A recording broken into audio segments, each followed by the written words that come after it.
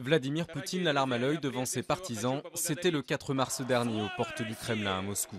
Une victoire remportée haut la main avec près de 64% des voix sur fond de fraude dénoncée par l'opposition mais balayée par le pouvoir.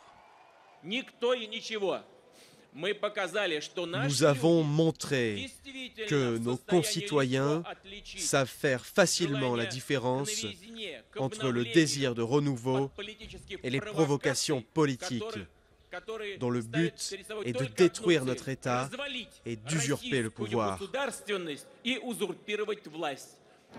Les provocations politiques, des mots pour désigner ses opposants après les manifestations massives qui ont suivi les élections législatives en décembre dernier. Du jamais vu depuis le début de l'ère Poutine, déjà président de 2000 à 2008. Depuis cette vague de protestations, l'opposition s'est essoufflée, faute de s'être structurée. Mais d'autres défis attendent l'homme fort de la Russie pour son 3e mandat.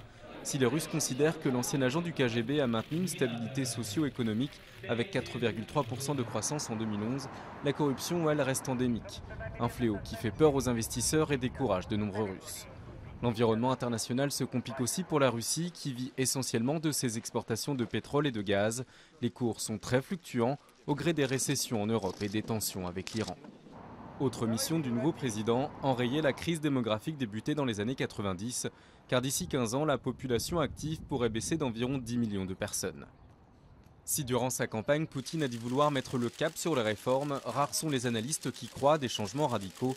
Avec Dmitri Medvedev qui redeviendra Premier ministre, le tandem dirigeant restera le même. Vladimir Poutine, lui, veut inscrire son action dans la durée.